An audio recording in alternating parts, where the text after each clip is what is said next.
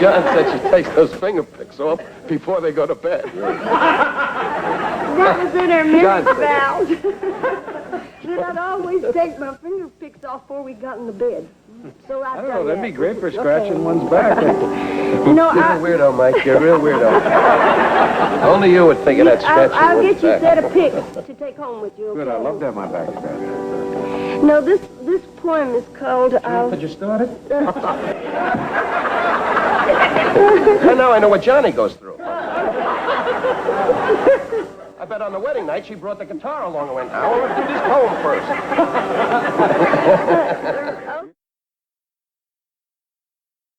To me, he's been on top for 18 years. He's now done a movie of the week for television, which is called The Pride of Jesse Hallum, a powerful role about illiteracy in adults in this country.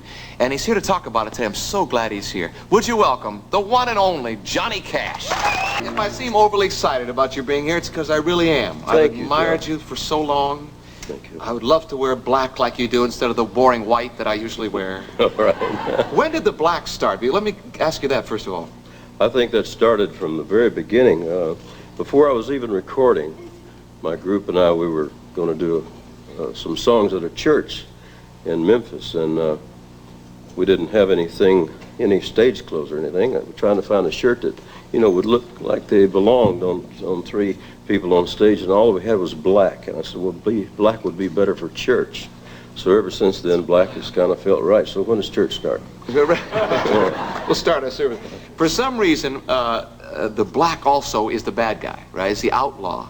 And I discovered something this week. I've had a misconception about you for years. I always thought, because you've done so many concerts in prisons and talked about the earthiness and the roots that you came from, that you spent some time in jail. How many of you had that feeling that, yeah? I think that's a misconception, maybe. Can you set us straight on that? How did that get started? No, that's true. Which is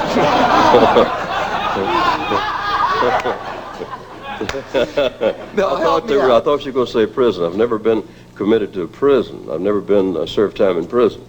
Jail, something else. Just a night or 2 nights. When I worked in Las Vegas the first time, I had to answer all these questions for the state there. They want to know about everybody that works there. Best they can. Yeah. So I had to answer all these questions, and on the bottom of this form was, have you ever been in jail, convicted of a misdemeanor, and incarcerated, where and for what? And there were 5 places, and I had to turn it over and use some of the other side. There were, I think it was 7 times, but these were times that I should have been put in jail to protect me from myself or keep me from hurting. So I was on amphetamines, barbiturates, about 7 years, and alcohol, and that can make you pretty crazy. Yeah. Well, heck, you're talking about jail. I was in jail for a while. We'll talk about that later. But so the prison thing is a misconception. Right. All right, let's talk about Jesse Hallum. This is a powerful theme.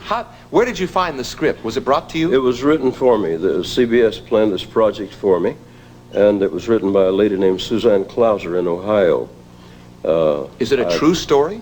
Well, John, it's a very true story in a lot of cases. This guy I play is an illiterate farmer, coal miner from Kentucky, my age, and I've known a lot of people just like him. That's why I immediately related to this guy, because I can remember when I was a child, worked in the cotton fields in Arkansas. When I was 13 or 14 years old, I would hire out to another farm, and there would be migrant workers, blacks and Mexicans and other people working in the cotton fields, some of them illiterate. And I was working side by side along with these people all day long, day after day. And we would take our cotton to the scales to have it weighed. And I've seen these people ripped off, cheated by a small-time chiseling farm manager. Shortchanged them on the weight of their... Because they couldn't read. And Jesse Hallum in this movie he's world smart. He's got, as Brenda Vaccaro, who plays the lady who teaches me to read, says, I got 1 million words in my head, and I got to connect them with the printed word, and I haven't done that. All I can write is my name. And the movie is about my trials and tribulations of trying to relate to an urban society when I moved to Cincinnati with my little girl and my son. Your acting is so natural. You've done a lot of it. Have you ever trained at acting? No, now, I'm really not an actor, John, I thank you very much, but Acting is a craft that is to be learned and practiced and worked on, and I'm not a crafted actor. But they watched everything that I'd done, and this part was written especially for me. And all I did was just play somebody I knew back home, you know, just myself, really. Well, it comes off so real. I didn't work with him, you know, when I first met him. I met him first, I guess, about 1956. I've been going away to school in New York City. I was trying to be an actress, and I was going to dramatic school there. But I was like John. I was, in the meantime, working with Elvis Presley now and then, and Elvis kept dragging me into these little places to listen to. No, you all have got it all wrong. No, I mean, you know how they had little jukeboxes everywhere, you know? Well, he kept dragging me into these places and playing the jukebox, and he kept playing a song called Cry, Cry, Cry. And I said, well, that sounds pretty good, but it was just barely boom, chicka, and it was only a guitar, an electric guitar, and a drum. A bass, that's all. It wasn't even a drum on that. But Elvis could only tune his guitar if he could hear the first line of Cry, Cry, Cry. So who is that? And he said, that's Johnny Cash. So we kept working these tours, and I kept listening to this man, Johnny Cash. And I remember one night I had come home to the Grand Ole Opry to work. I worked there 17 years, but this was a long time before that, like 1956. And I'm standing I'm going to go on the stage, and this tall, kind of slim guy walks up to me with this nice little grin, and he said, oh, I'm Johnny Cash. And I met him then, but you see, life changes a lot, like you all have changed a lot since you lived in the same house. At that time, I was really married to somebody else, and he was too, only I was separated, only I was living in New York, only he wasn't separated, and then it was a mess. I didn't see him again for a long time. I just saw him kind of passing through.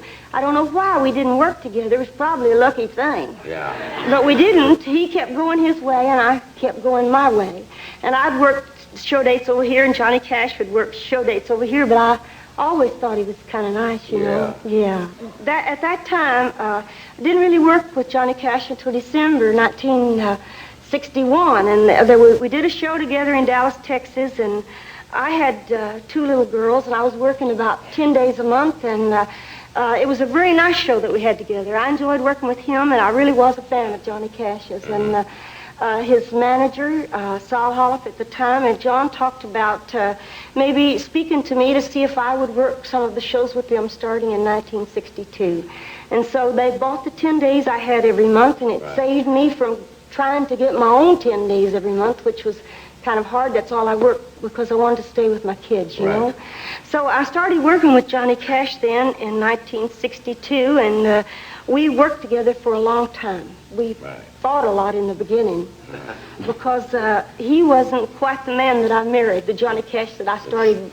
It was a shock to me because back during that time, Johnny Cash was really a great entertainer. I've never seen him when he didn't do a wonderful show, but back during that time, John was kind of mixed up. He had a drug problem. He's never done a bad performance. We fought a lot because John was messed up, and he wasn't really quite doing the kind of shows I thought he should. And to give you a little, you want a little example? We were in Albuquerque, New Mexico, actually, and it was one of those nights we'd had a good show the night before, but Johnny Cash was being Cash, and he was off somewhere the night before. Nobody quite knew where he was, but it was time to go to El Paso the next morning, and I met all the guys down in the coffee shop, and they said, well, we can't get John out of the bed. You know, he won't get up to go. And I thought, well, Mama wouldn't like this a bit. We're supposed to play El Paso tonight, and I thought, what'll I do? And I thought, well, he can fire me, but I really don't care. We've got to play El Paso because that's what Mother would have said. So I stole Marshall Grant's, or Marshall Grant stole his key, was the way it was for me. And so I took the key, and I opened the door, and he's lying there with the cover over his head. And I said, John, we're going to miss the plane. You need to come on. He said, I'm not going. I feel awful. I just feel awful. Pulled the cover back over his head, and I stood there, and I prayed a little bit, and I wondered what else to do. And then so I got close to the door and opened the door, and then I hollered just as hard as I could holler, okay, lay there, star. And that's all it took. He came out of that bed, and I mean, I ran for dear life because he didn't have anything on him but shorts. I was thinking he's going to fire me. It's going to be the last of me. But he got out of the bed, and he got his britches on because I was in the car. And the only way he could get to me was to get his britches on to get in the car. And then we took off for the airport, and we got him to the airport, and I thought, well, it's the last of my Johnny Cash days. I've done it now. Yeah. I'm going to be fired, but it's all right. I did what I had to do. So I sat down in the coffee shop in the airport, and I thought, I'm waiting, and he comes in. He really looks mad, and I thought, well, it's going to be it. And he was smoking a peace pipe.